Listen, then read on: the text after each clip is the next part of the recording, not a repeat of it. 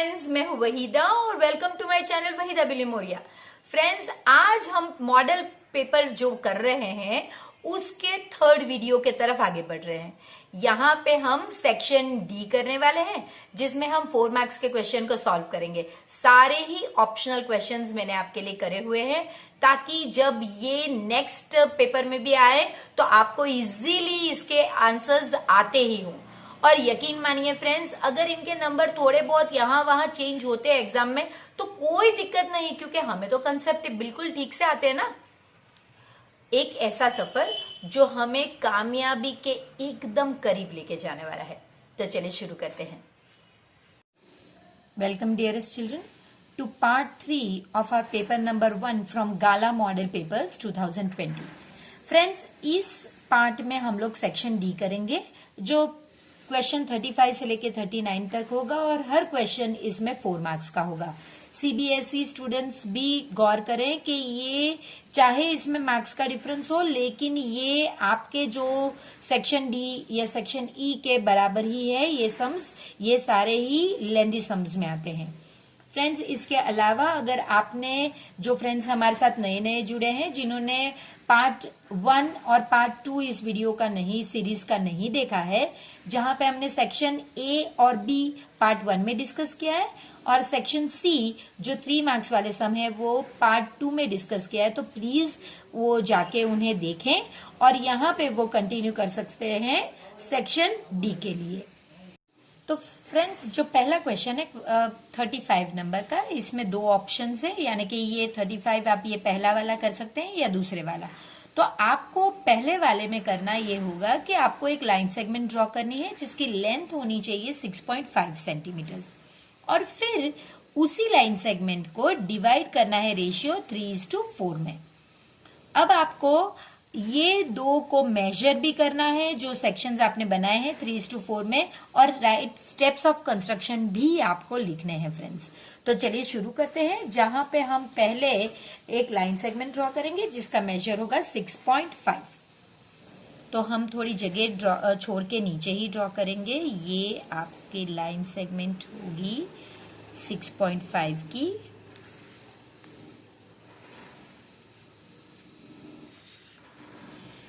और इसे हम नाम देंगे ए बी।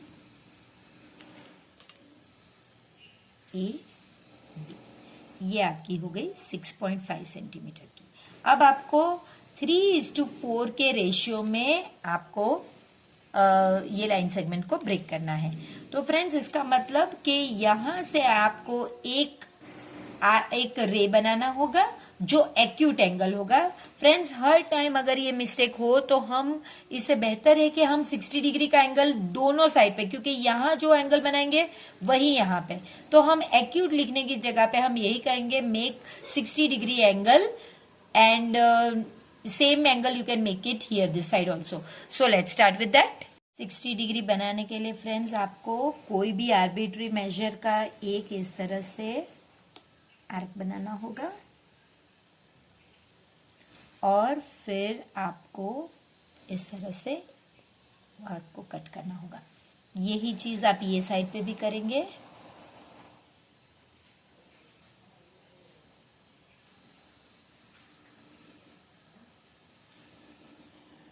आप इसे कट करेंगे और एक्सेस पार्ट आप मिटा देंगे। तो चलिए, ये आपका हो गया।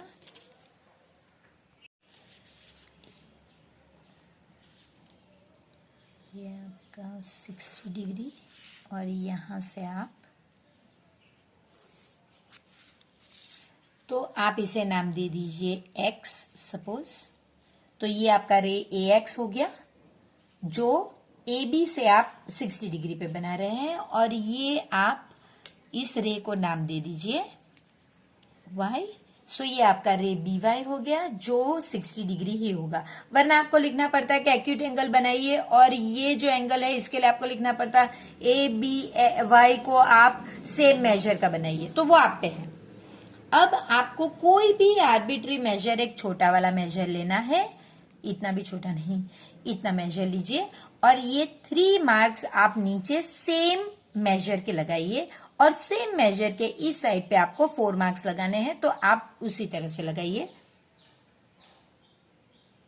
फर्स्ट मार्क वहीं पे रख के आप सेकंड मार्क लगाएंगे और वहीं पे रख के आप थर्ड मार्क लगाएंगे।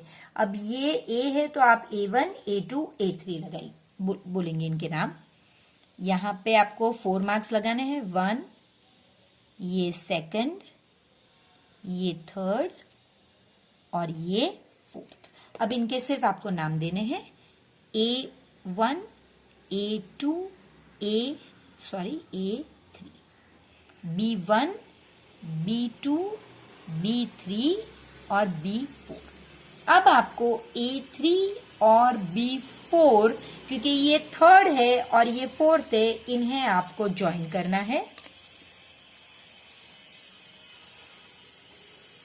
और ये जो आपका पॉइंट है, ये आपका पॉइंट C है, जो इस लाइन सेगमेंट को 3:4 के रेशियो में कट करता है। तो चलिए देखते हैं कि क्या ये एग्जैक्टली वही नाप का है जो हमें चाहिए। तो जब हम इसे मेजर करते हैं तो ये कितना होता है फ्रेंड्स, चलिए देखते हैं। ये 2.8 लग रहा है, 2.7 और 2.8 के बीच में है। और ये यस, तो हमारा ये मेजर जो है ये 2.7 है और ये मेजर हमारा 3.8 है। 2.7, 3.8, 5, 1, ये 6.5।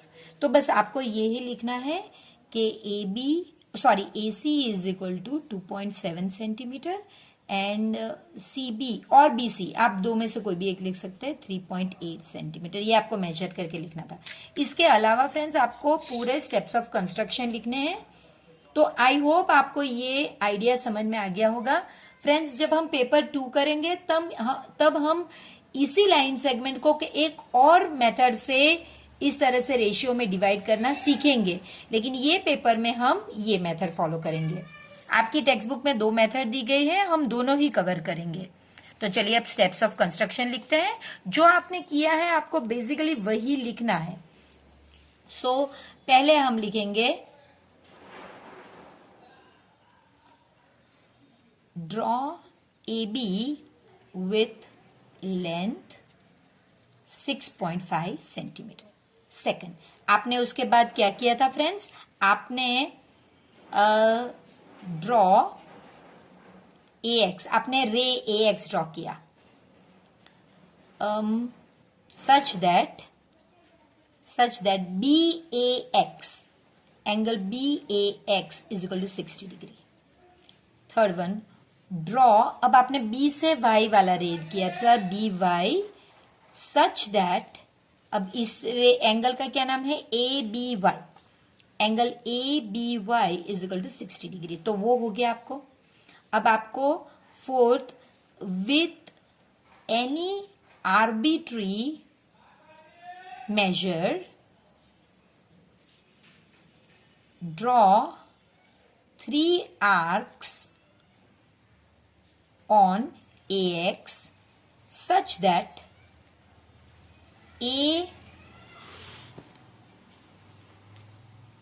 A1 is equal to A1 A2, यानी वो मेजर सेम होने चाहिए,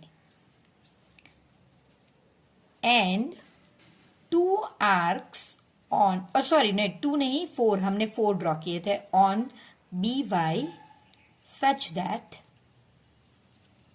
B1 is equal to B1, B2 is equal to B2, B3 is equal to B3, B4। और लास्ट में आपने किया जॉइन A3, इसका लास्ट और इसका last, A3, B4 such that it intersects AB in point C। अब आप last में लिखोगे AC upon CB is equal to 3/4, therefore AC is to CB is equal to 3:4। Friends ये मेरे लैंग्वेज में मैंने लिखा है, एग्जैक्टली आपको यही करना है। ये इंग्लिश का पेपर नहीं है, तो ग्रामेटिकली मिस्टेक हो ना हो उससे कोई फर्क नहीं पड़ता। आप जो कर रहे हैं वो लिखिए। एग्जामिनर आपको मार्क्स देंगे क्योंकि वो समझते हैं कि आप जो कर रहे हैं वो लिख रहे हैं, तो आपको पूरे मार्क्स मिलेंगे यहाँ पे।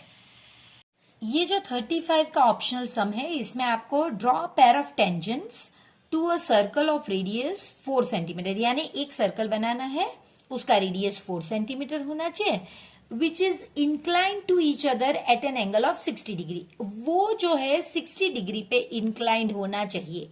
यानी क्या फ्रेंड्स, मैं यहाँ पे रफ कर रही हूं, ये हमारा मेन फिगर होगा, ये रफ है। देखिए पहले तो आपको एक सर्कल ड्रॉ करना है जिसका रेडियस 4 सेंटीमीटर है, ठीक है। ये एक पॉइंट को यहाँ के टेंजेंट और ये टेंजेंट यहाँ पे मिलता है। ये जो दो टेंजेंट वो एक दूसरे को 60 डिग्री पे मिलते हैं। ये एंगल नहीं दिया गया है फ्रेंड्स, आपको ये एंगल दिया गया है। तो आपको पहला काम तो ये करना होगा कि आप जानते हैं कि ये और ये एंगल दो मिलके 180 होते हैं। तो आप जानते हैं कि ये सपोज एक्स एंगल है, x प्लस 60 180 होना चाहिए। तो x is equal to 180 minus 60, तो x आपका 120। तो एक्चुअली आपको ये 60 से नहीं ड्रॉ करना है, आपको ये 120 से ड्रॉ करना है। कंस्ट्रक्शन जब आप करोगे तो 120 से करना है। तो ये है फ्रेंड्स, ये बहुत इंपॉर्टेंट है। इसका बारे में अगर आपने ये 60 से ड्रॉ कर दिया तो ये रॉन्ग रहेगा। तो अब आप रफ में भी कैसे ड्रॉ करोगे, तो पहले आप एक देखिए, मैं आपको ये रफ बता रही हूं। पहला स्टेप होगा कि आप एक इस तरह से 4 सेंटीमीटर का रेडियस वाला एक सर्कल बनाइए। फिर आप यहां से ये 60 और ये 120 डिग्री पे एक आर्क बनाइए। तो ये आपका 120 डिग्री तो हो गया। अब आप यहां से 90 डिग्री पे एक, क्योंकि मैंने कहा था ना आपसे ये 90 डिग्री होना चाहिए, एक रे बनाइए। यहां भी यही कीजिए, एक रे बनाइए और इन्हें मीट कराइए। ये एंगल 60 हो ना हो ये हमें नहीं चेक करना है, बल्कि ये होगा ही बिल्कुल, पर ऐसे आपको करना है। तो चलिए शुरू करते हैं। पहले हम एक 4 सेंटीमीटर का रेडियस वाला सर्कल बनाएंगे। 4 सेंटीमीटर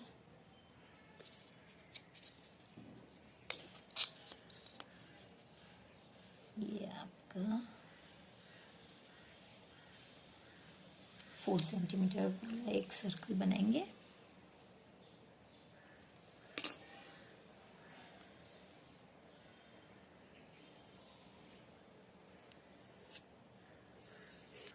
ये 4 सेंटीमीटर वाला हो गया। अब किसी भी जगह पे एक इस तरह से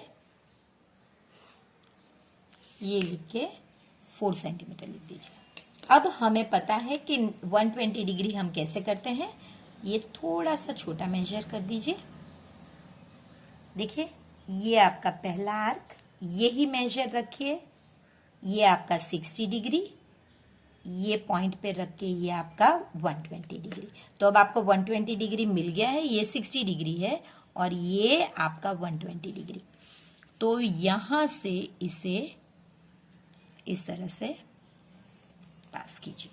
तो अब आपको 120 डिग्री का आर्क मिल गया है। अब इसके बाद आपको दोनों ही साइड पे 90 डिग्री का बनाना है। तो 90 डिग्री फ्रेंड्स आप जानते ही होंगे कैसे करते हैं। तो ये आपका पहला आर्क, ये 60 डिग्री, ये 120 डिग्री और यहां से बीच का 60 और 120 के बीच की जो जगह है ये आपकी 90 डिग्री है। तो इस तरह से आप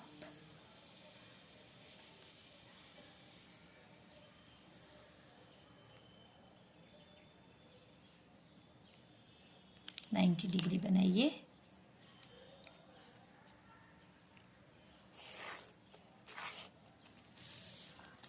इसी तरह से आपको यहां से भी 90 डिग्री बनानी है।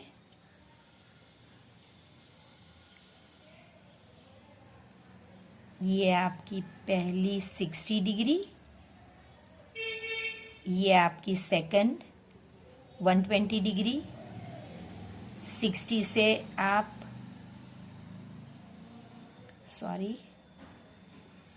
ये 60 से आपने ड्रॉ किया और ये आपने,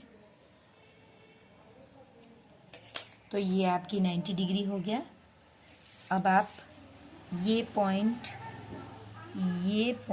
क्योंकि यहाँ से आपने शुरू किया है, इसे लेकर इस तरह से कट कीजिए। तो देखिए ये आपका 120 डिग्री, और ये डिग्री आपको मेजर नहीं करनी है, ये आपका हो गया जो भी पॉइंट आपने डिसाइड किया है। सपोज आपने इसे नाम दिया है O, ये B, ये A, B और C, सपोज आपने इसे C नाम दिया है, तो ये मेजर आपका हो गया फ्रेंड्स।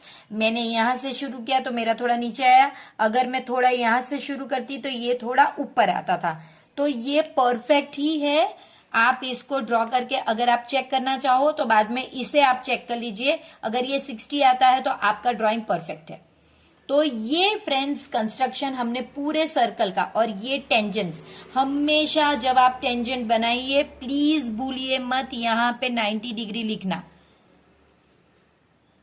तो ये हो गया हमारा 90, 90, 180 प्लस 120, यानी कि ऑलरेडी हमने 180 और 300 का कर दिया है, तो ये 60 डिग्री है। तो बस अब आपको सिर्फ स्टेप्स ऑफ कंस्ट्रक्शन लिखने हैं, जो मैं आपको लिख के बताती हूं।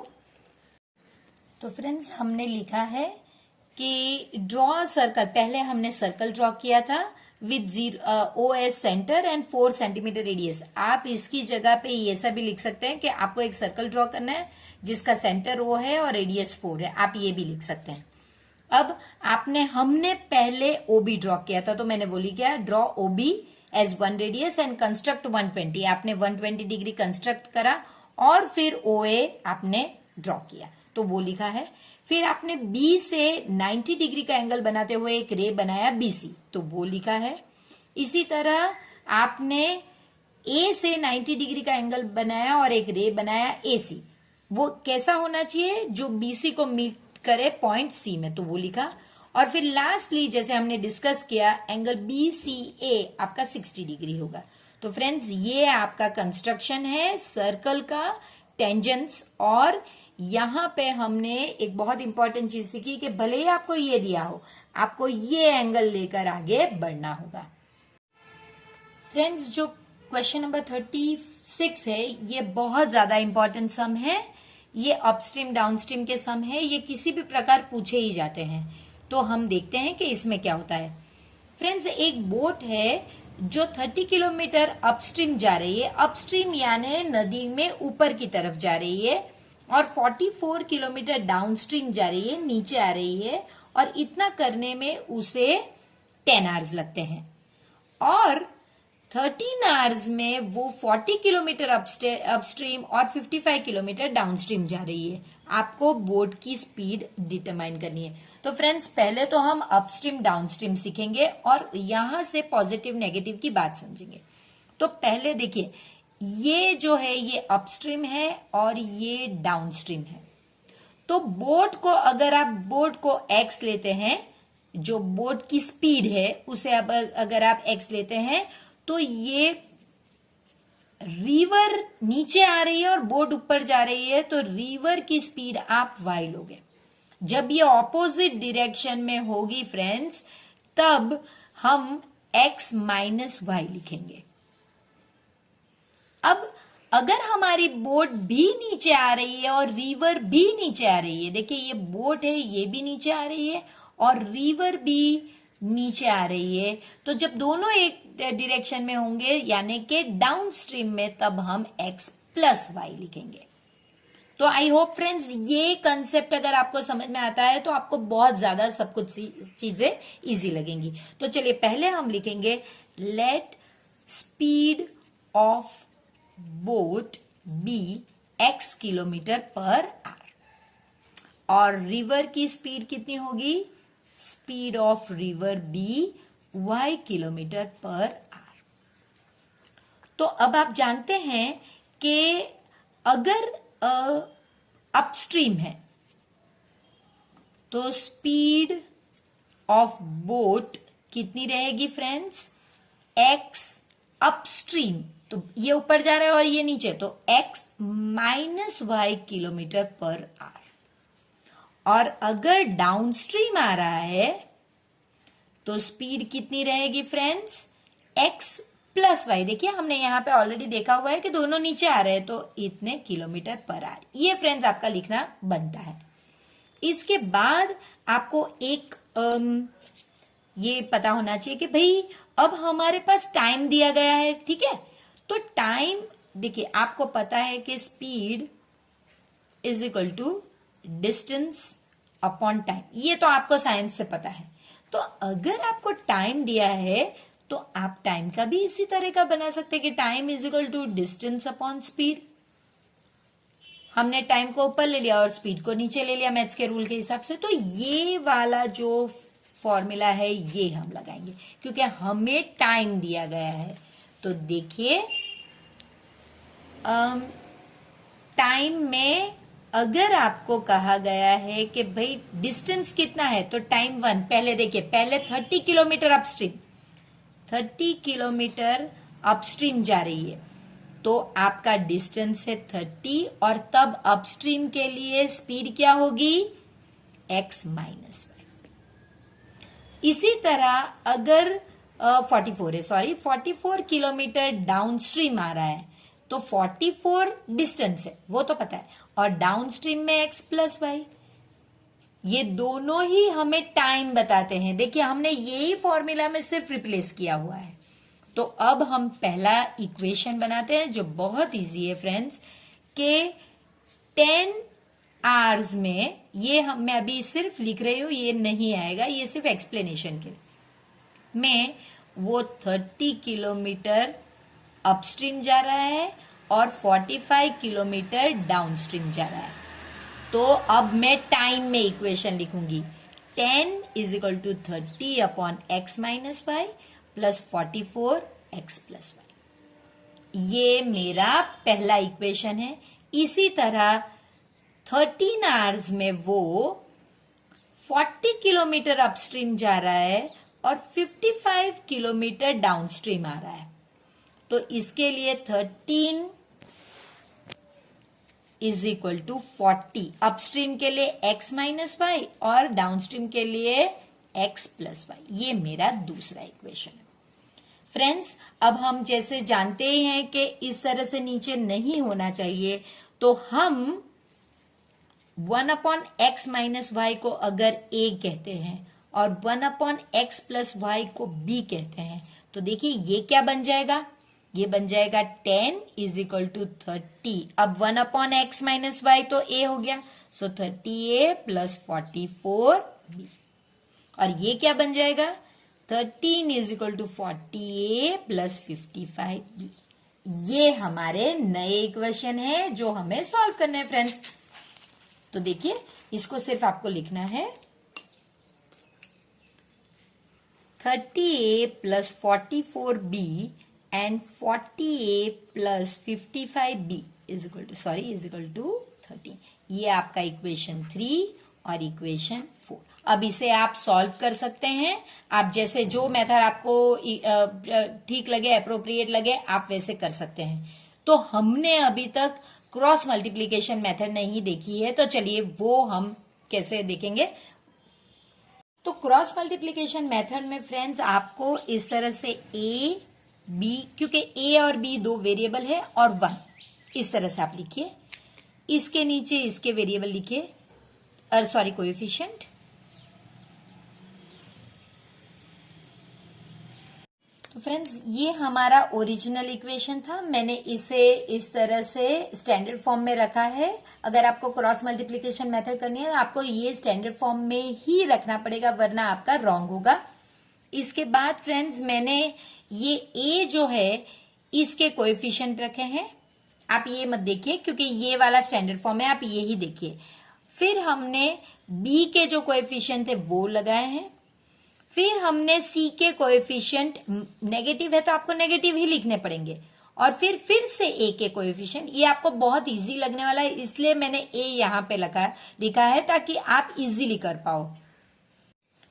अब जब आप a यहां पे लिखते हो तो आपको उसके नीचे ये a दबा दीजिए और फिर देखिए 44 इंटू -13 और यहां पे आपको -55 इंटू -10।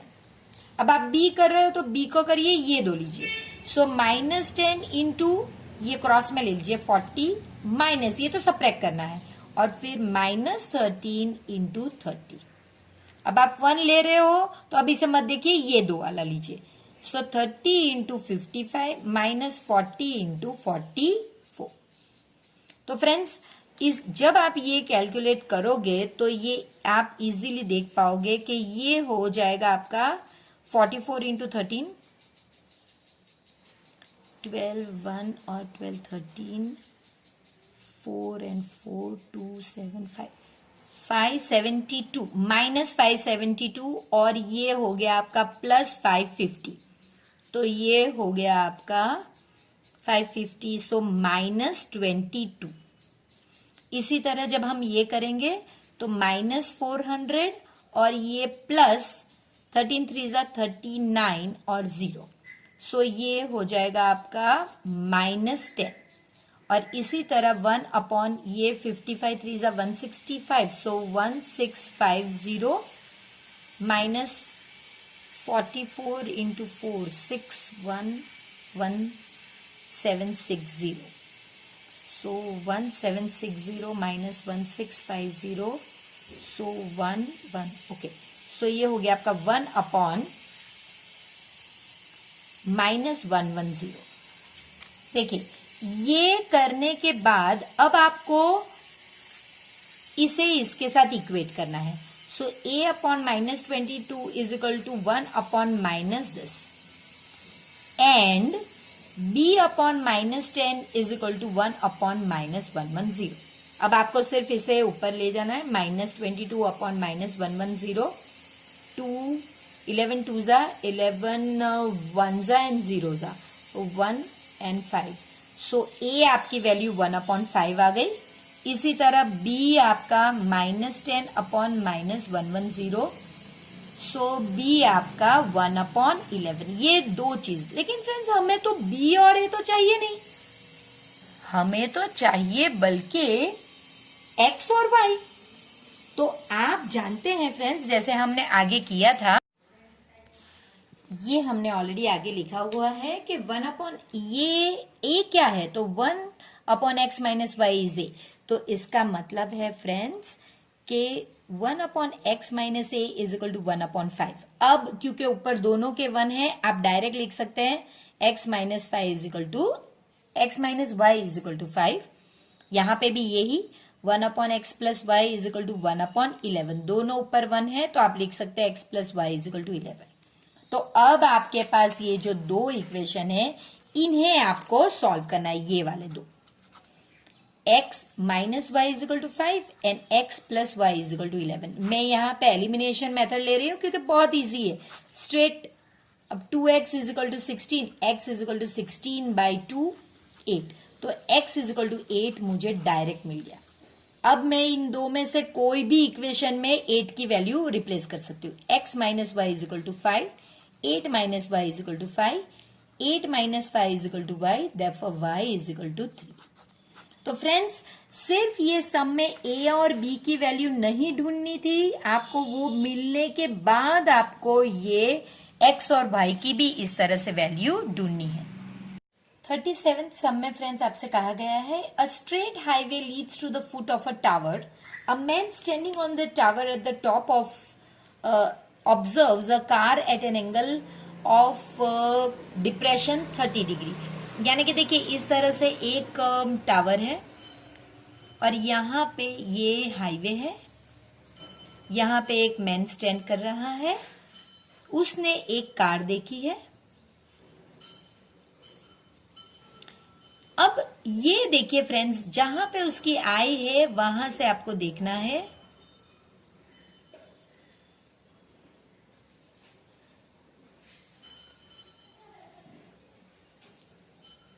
ये उसे 30 डिग्री पे दिख रहा है। तो नेचुरली अगर ये 30 डिग्री है और ये पैरेलल लाइन है तो आप जानते हैं कि ये डिग्री भी 30 डिग्री होगी। अब उसके बाद ये यूनिफॉर्म स्पीड से टावर की तरफ बढ़ रही है। थोड़ी देर के बाद यानी कि 6 सेकंड्स के बाद ये कार कुछ इस जगह पे आई है।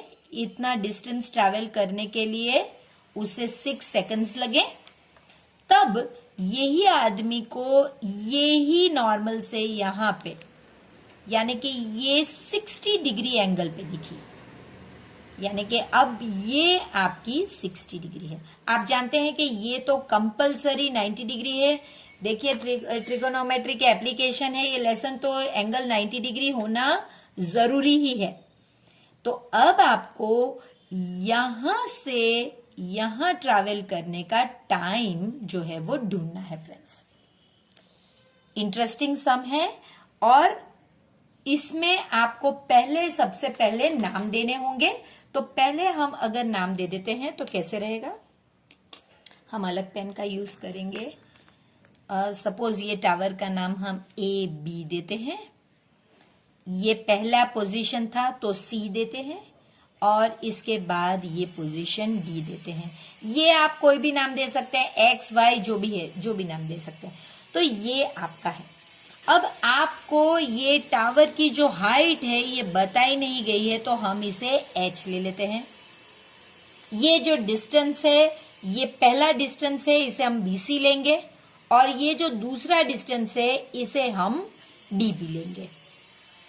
तो पहले तो फ्रेंड्स हम ये जो दो ट्रायंगल है इन्हें हम ड्रॉ कर लेंगे। एक ये CB, यहां पे बीच में D लिख लेते हैं, और ये जो है ये 30 डिग्री है और ये 90 डिग्री है। दूसरा हम जो ड्रॉ करेंगे वो ये वाला एंगल होगा, छोटा वाला। छोटा दिख रहा है ट्रायंगल लेकिन उसका एंगल बड़ा है, तो ये 60 डिग्री है, ये राइट एंगल है। नाम इनका A, B और D है। इसकी हाइट H है, इसकी हाइट H है। H हमारे लिए कॉमन निकलना चाहिए तभी हम उन्हें इक्वेट कर पाएंगे। तो चलिए, अगर मैं यहाँ पे, क्योंकि ये एप्लीकेशन है ट्रिगोनोमेट्री की, तो अगर मैं 10 लिख लिए in triangle ABC, angle B is equal to 90 degree, आपको ये लिखना होगा फ्रेंड्स, तब भी आप ट्रिगोनोमेट्री को यूज कर पाएंगे। अगर आपने ये नहीं लिखा तो नहीं चलेगा। तो अब आप 10C 1030 है, तो 10C का क्या मतलब है, तो सामने पहले ऑपोजिट अपॉन एडजेसेंट। तो 10C हमारे लिए 1030 है, हमारे लिए ऑपोजिट कौन है, AB, और हमारे लिए एडजेसेंट कौन है बाजू में, CB या BC, आप जो भी लिखना चाहें। तो ये हमारा H हो गया और ये BC ही रखिए। 1030 कितना होता है ये तो अब हमें पता ही होना चाहिए फ्रेंड्स। ये 1/√3, आपको पेज नंबर 185 का चार्ट जो है वो लर्न करना होगा प्लीज फ्रेंड्स। सो ये हो गया H/BC। तो अगर आप H ढूंढना चाहें तो वो BC/√3। चलिए, ये हमारे लिए काम का होगा क्योंकि हम दोनों साइड पहले H ढूंढेंगे और फिर उन्हें इक्वेट कर देंगे। यहां पे भी वही, in triangle ABD angle B is equal to 90 degree. अब 10D, यहां पे D है, इज इक्वल टू, यहां पे भी ऑपोजिट अपॉन एडजेसेंट। तो ये हमारा 1060, सो ऑपोजिट हमारा है AB अपॉन DB। 1060 ये भी अब हमें आना चाहिए, √3 है, और ऑपोजिट हमारा है H, और DB ही रखिए, कोई बात नहीं। तो आप H is equal to √3DB। अब देखिए फ्रेंड्स, हमारे पास 2 H आ गए, तो हम ये दो को इक्वेट कर देंगे। तो अब हम लिखेंगे, इस मैंने इक्वेट कर दिया, therefore BC is equal to √3DB into √3। अब हमें पता है √3 तो 3 होता है, तो BC is equal to 3DB। अब आप जानते हैं फ्रेंड्स कि जो BC है वो हमारा CD प्लस DB है, क्योंकि आप जानते हैं जो डायग्राम हमने ड्रॉ किया था, देखिए यहां पे हमने डायग्राम ड्रॉ किया था कि जो BC है ये CD और dB किसे मिलके बनता है? देखिए अब ये 3 dB है, CD प्लस dB, तो मुझे तो CD ढूंढना है ना, तो अब मैं इसे यहां पे CD is equal to 3 dB minus dB, तीन ऑरेंजेस में से एक ऑरेंज यानी 2 dB। तो मेरा जो CD है यानी कि ये जो डिस्टेंस है ये मेरा 2 dB है, ये तो ऑलरेडी dB है। तो अब मैं टाइम करूंगी। देखिए फ्रेंड्स, मैं कहूंगी कि अगर 2 dB में ट्रैवल करने में मुझे, यानी कि क्योंकि मुझे पता है कि CD ट्रैवल करने में मुझे 6 सेकंड्स लगे थे, तो 2 dB ट्रैवल करने में 6 सेकंड्स लगे, तो सिर्फ dB ट्रैवल करने में कितने सेकंड्स? तो वो 6 डिवाइडेड बाय 2 यानी कि 3 सेकंड्स होंगे। तो ट्रैवलिंग टाइम जो है वो आपका जो कार लेगी फुट तक आने का वो 3 सेकंड्स होगा।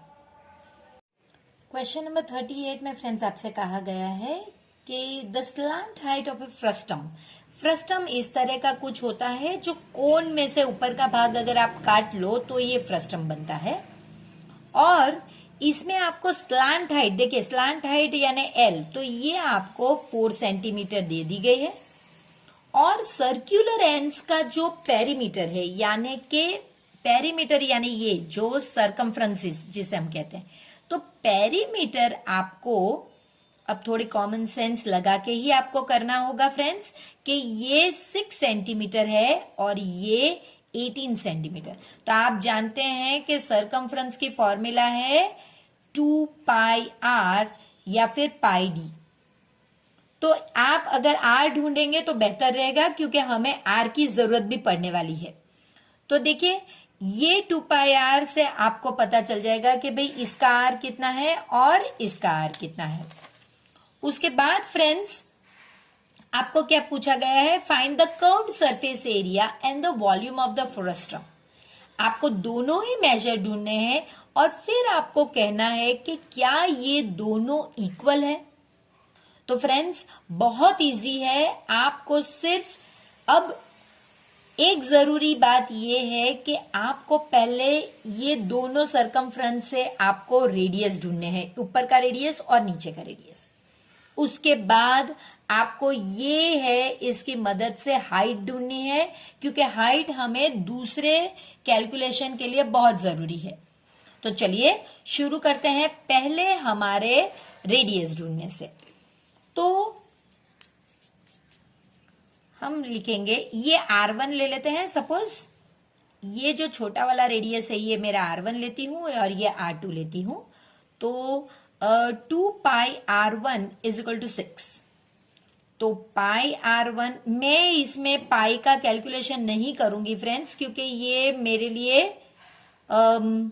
डिफिकल्ट होगा। अगर मैं पाई, बहुत बड़ा कैलकुलेशन हो जाएगा, तो पाई वैसे भी कैंसिल हो जाएगी, आप देखेंगे पूरे सम में। सो ये 3 बाई पाई हो गया। इसी तरह अब मैं इसका ढूंढूंगी। So 2 pi R2 is equal to 18 है। तो pi R2 is equal to 18 by 2 यानी कि 9 और R2 is equal to 9 by pi. तो ये दोनों में मेरा पाई में आंसर्स आ गया, तो मुझे दोनों के R पता चल गया। अब मुझे H ढूंढना है फ्रेंड्स। ये भले ही राइट एंगल बनाता है, हम डायरेक्ट पाइथागोरस का जो कोण में हम लोग यूज करते हैं L is equal to root H square plus R square, वो नहीं ले सकते क्योंकि यहाँ पे 2 R है। तो सिंपल है फ्रेंड्स, आपको 2 बार R का यूज करना होगा। तो वो कैसे करेंगे? तो जो हमेशा R1 माइनस R2 या फिर आप R2 माइनस R1, कोई फर्क नहीं पड़ता क्योंकि आप उसका अल्टीमेटली तो स्क्वायर ही करने वाले हैं। तो आप कोई सा भी पहले ले लो, कोई फर्क नहीं पड़ता। तो ये आपको ऐड करना है। तो यहां पे मेरा है आंसर 4 इज इक्वल टू, अगर आप चाहें तो आप स्क्वायर रूट निकाल दीजिए और इसका स्क्वायर कर दीजिए। नेक्स्ट स्टेप में हम लोग करते हैं प्लस यहाँ पे 3 बाई पाई माइनस 9 बाई पाई और इसका स्क्वायर। अब मैं यहां से स्क्वायर रूट निकाल रही हूं तो ये यहां पे स्क्वायर के फॉर्म में आ जाएगा और यहां पे आपका आंसर, पहले इसे सॉल्व कीजिए। सो -6/पाई और उसका स्क्वायर। अब ये 16 और ये 36/पाई स्क्वायर। सो h² प्लस 36/पाई स्क्वायर। तो ये आप जानते हैं कि ये पाई स्क्वायर को अब आप इजीली न्यूमेरिकल्स में कन्वर्ट कर सकते हैं। 3.14 शायद इसकी वैल्यू दी गई है। So 16 is equal to h²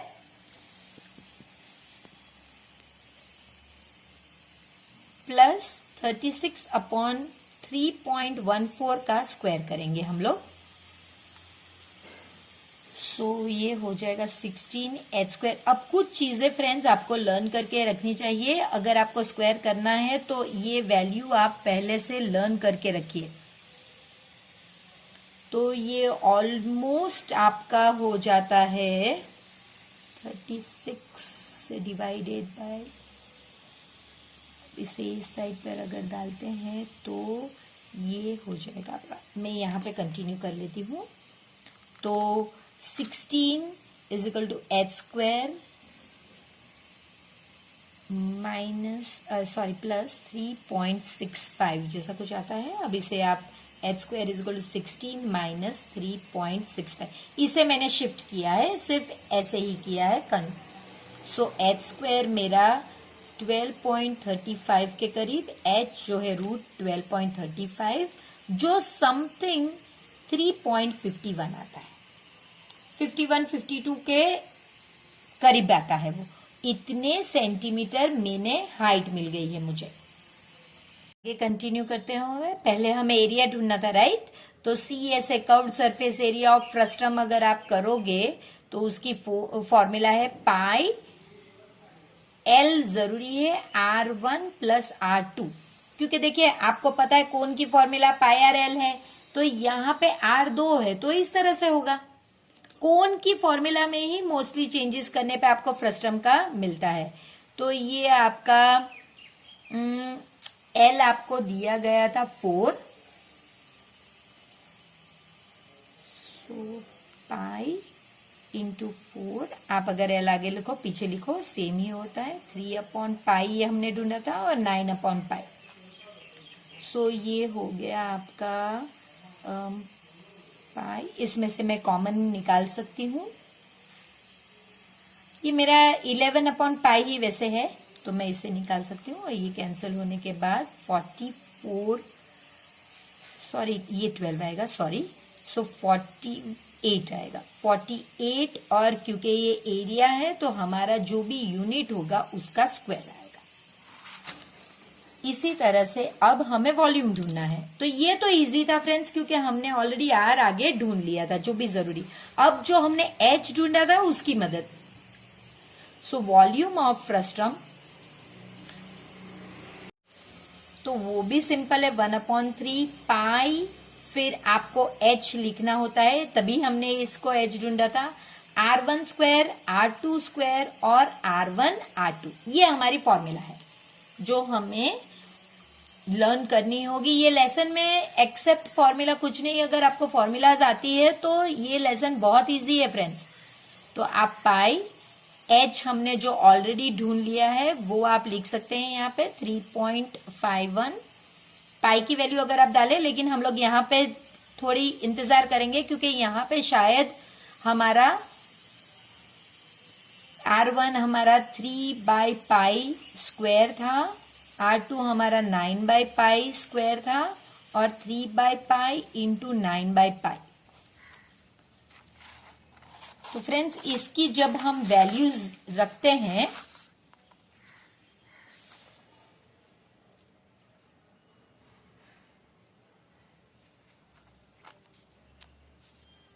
1/3 into pi into 3.51। अब देखिए ये 9/पाई स्क्वायर, सॉरी प्लस 81/पाई स्क्वायर प्लस 27/पाई स्क्वायर। तो हम चाहे तो पाई स्क्वायर कॉमन बाहर निकाल सकते हैं और अब तो वैसे भी आंसर भी आ गया है। सो 9 ये 90 और इसके बाद ये 27, सो 117 बाय पाई स्क्वायर। अब आप ये पाई और स्क्वायर निकाल सकते हैं और सिर्फ अब कैलकुलेशन करना है। 1/3 इंटू 3.51 इंटू 7 अपॉन, हमें वैल्यू दी गई थी 3.14, सो वो डालिए आप और सिंपल इसका कैलकुलेशन 43.59 आता है फ्रेंड्स। तो आप देख लीजिए, कैलकुलेशन तो हमें आता है। ये इंपॉर्टेंट ये है कि हम ये देखिए कि सम किस तरह सॉल्व होता है। अब फ्रेंड्स आप देख सकते हैं कि एरिया और वॉल्यूम बिल्कुल इक्वल नहीं है न्यूमेरिकल, तो वही आपको लिखना है कि area of frustum is not equal to volume of frustum. बस ये आपका सम सॉल्व हो गया। 39 में हमारे पास दो है फ्रेंड्स। एक जो पहला है वो है पाइथागोरस थ्योरम और उसके बाद हमारे पास जो है वो है थ्योरम 6.6। तो चलिए शुरू करते हैं पहले पाइथागोरस थ्योरम से कि एक ट्राइंगल आपको कहा गया है कि there is one triangle PQR जिसमें एंगल Q जो है ये 90 डिग्री है। सो आप ये PQR में एंगल Q को 90 डिग्री डालेंगे। अब आपको प्रूव करना है जो हम पाइथागोरस के थ्योरम में प्रूव करते हैं कि PQ square plus QR square is equal to PR square. तो फ्रेंड्स क्योंकि ये थ्योरम है हम स्टार्ट यहीं से करेंगे कि भाई गिवन क्या है आपको। तो गिवन ये है फ्रेंड्स कि ट्राइंगल PQR है और इसमें एंगल Q जो है ये 90 डिग्री है। इसके बाद आपको प्रूव क्या करना है तो वो भी हमारे पास बिल्कुल लिखा हुआ है। PQ square plus QR square जो है ये PR स्क्वायर होना चाहिए। अब आप शुरू कहां से करोगे पहले फ्रेंड्स? तो पहला काम आपको ये करना होगा कि आपको यहां से एक इस तरह से परपेंडिकुलर ड्रॉ करना होगा। तो यही हम करेंगे और इसे हम नाम देंगे n। तो ये पहला कंस्ट्रक्शन, सो प्रूफ आपका यही होगा कि construct QM perpendicular to PR। ये आपने कंस्ट्रक्ट कर दिया। अब आप देख सकते हैं फ्रेंड्स कि जैसे ही आपने कंस्ट्रक्ट किया ये राइट एंगल ट्राइंगल दो ट्राइंगल्स में डिवाइड हो गया। और आप जानते हैं कि थ्योरम 6.7 में यही बात बताई गई है कि अगर एक राइट एंगल ट्राइंगल में एक इस तरह से परपेंडिकुलर होता है और दो ट्राइंगल बनते हैं तो ये जो छोटा ट्राइंगल है वो इस ट्राइंगल के सिमिलर होता है, ये ट्राइंगल भी इस बड़े ट्राइंगल के सिमिलर होता है और ये दोनों भी एक दूसरे के सिमिलर होते हैं। तो यही हमें लिखना है। Therefore, by theorem 6.7 अब हमने जो जैसे अभी बात की वही लिखना है। ट्राइंगल PQM यानी कि ये वाला triangle similar to triangle PQR यानी कि बड़े ट्राइंगल के सिमिलर है, ये हमारा फर्स्ट केस होगा। अब ये वाला, सो ट्राइंगल MQR ये सिमिलर होगा, ये भी PQR के सिमिलर होगा और ये दोनों एक दूसरे के सिमिलर भी होंगे, ये थर्ड वन होगा। ये थर्ड वन होगा। अब क्योंकि ये सिमिलर है तो हम बीपीटी रेशियोज की बात करेंगे। तो बीपीटी रेशियोज किसके, कौन से दो ट्राइंगल के? तो पहले हम ये ही लेंगे फ्रेंड्स। बीपीटी रेशियोज यानी कि इनके जो साइड्स है उनके प्रोपोर्शनेट जो रेशियोज है उसकी बात है।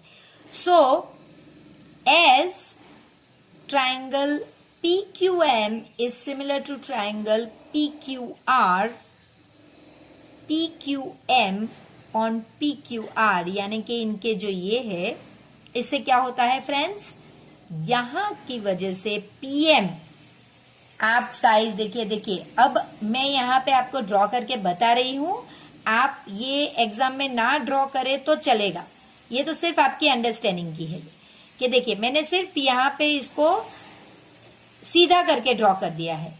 ये PQ P,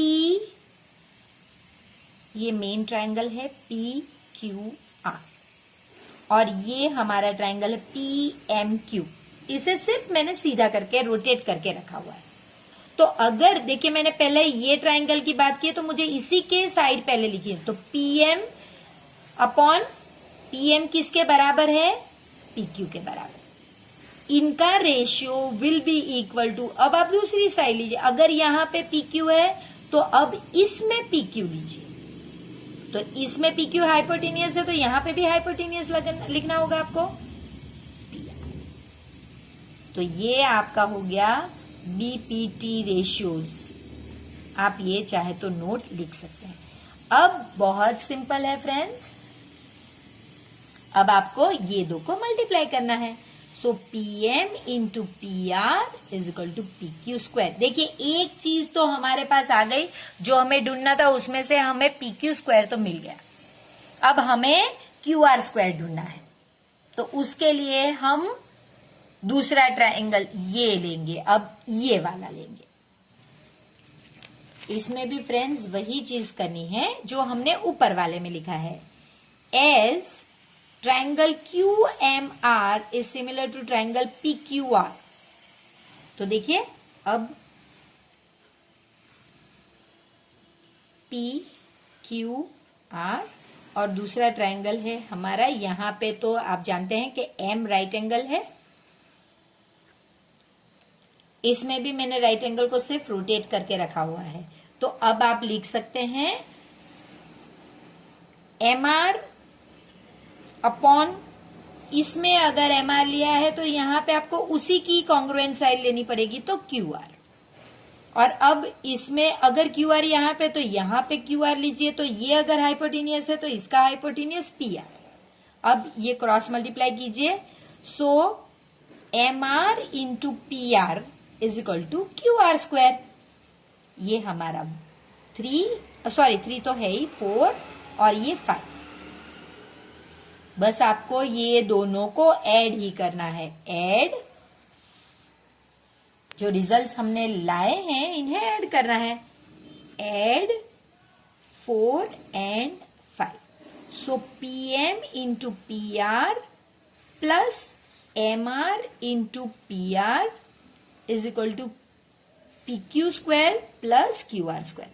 ये तो हमारा राइट हैंड साइड आ गया है। अब ये देखते हैं, अब इसमें फ्रेंड्स आप देख सकते हैं कि PR तो कॉमन है, तो उसे एक बार निकाल दीजिए और यहां पे बच गया PM प्लस MR। ये तो जैसे है वैसा ही लिखिए।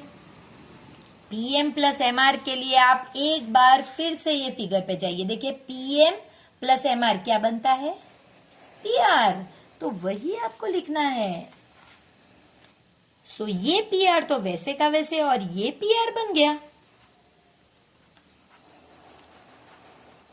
तो देखिए PR square is equal to PQ square plus QR square. और आपको क्योंकि ये पहले चाहिए तो आप ये पहले लिख लीजिए, PQ square plus QR square is equal to PR square.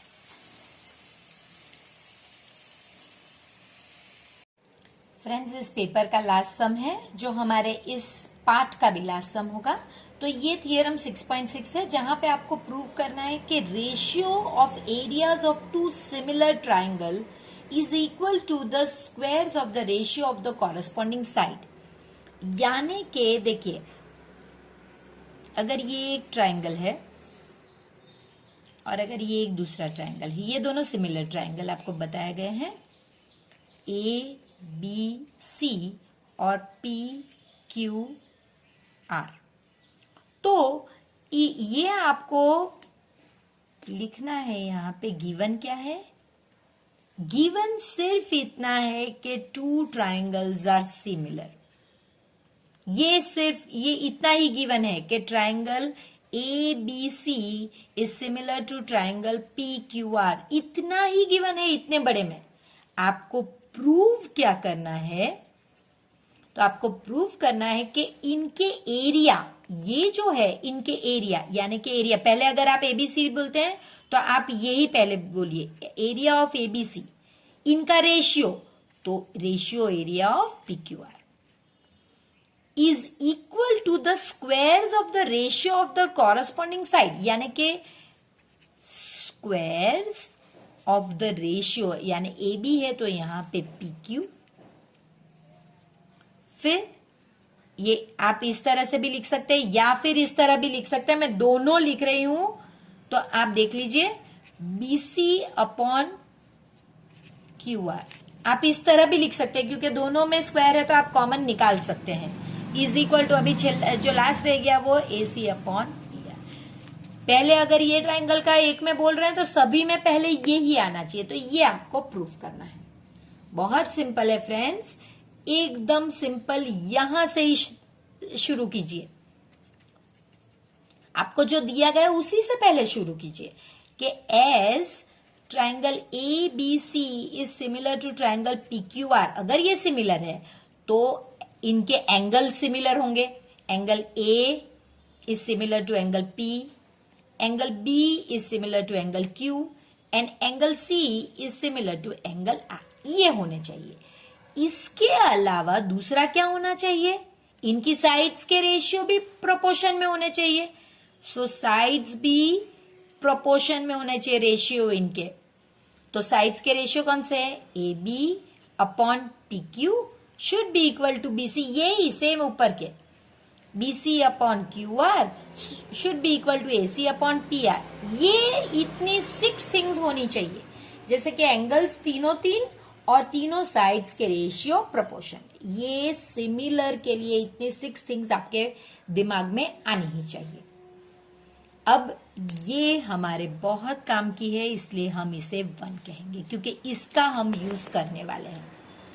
चलिए अब आप पहली बात करिए कि यहां पे आप एक परपेंडिकुलर कंस्ट्रक्ट कीजिए और उसका नाम दीजिए M।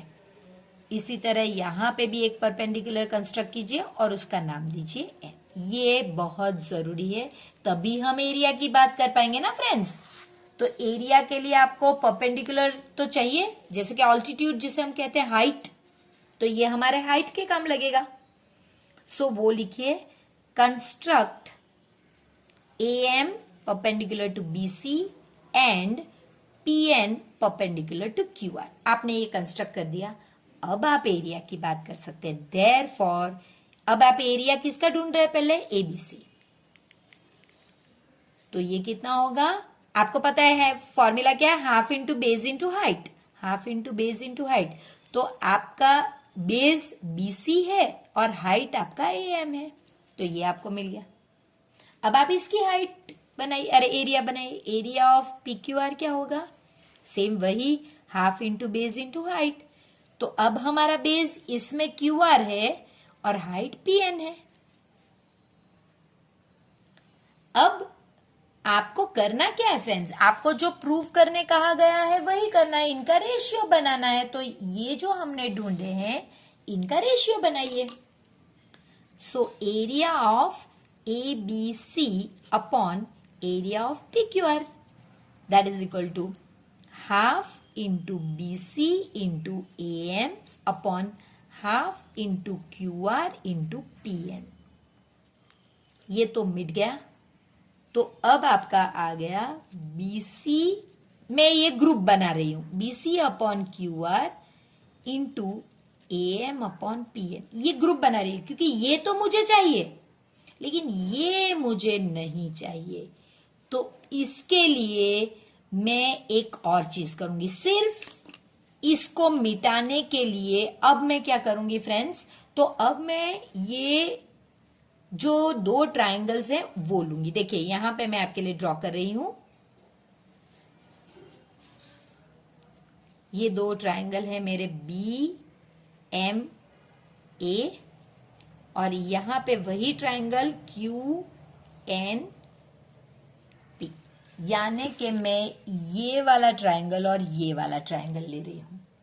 ये 2 ट्राइंगल लूंगी और इससे मैं इसको निकालने में कामयाब रहूंगी। तो कैसे करूंगी, इन ट्राइंगल ABM, ये पहला वाला, एंड ट्राइंगल PQN, मुझे सिमिलैरिटी तो बतानी होंगी और मैं AA सिमिलैरिटी ही लेने वाली हूं।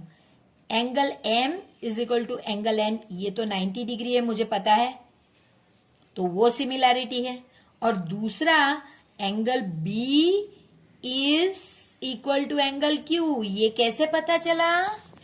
देखिए B is equal to Q, already वो जो सिमिलैरिटी के लिए पता चला, तो उसके रीजन में आप लिखोगे सिमिलैरिटी ऑफ ट्राइंगल।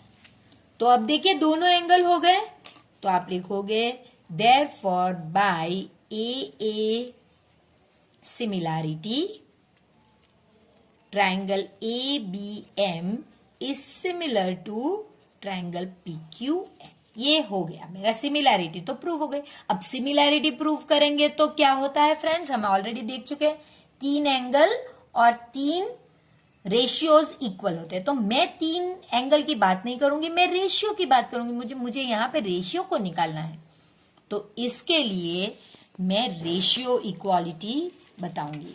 तो मैं लिखूंगी AM अपॉन ये वाले, ये मुझे तो इनसे काम है, ये वालों से काम है।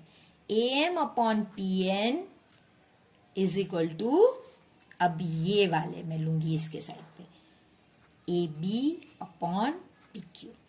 तो देखिए AM निकल जाएगा और उसकी जगह पे मेरा आ जाएगा AB अपॉन PQ। लेकिन फिर से मैं यहां पे जाऊंगी और कहूंगी कि भाई AB अपॉन PQ तो BC अपॉन QR हो सकता है 1 से, तो मेरा प्रूव हो जाएगा। इतना ही स्टेप करना है फ्रेंड्स।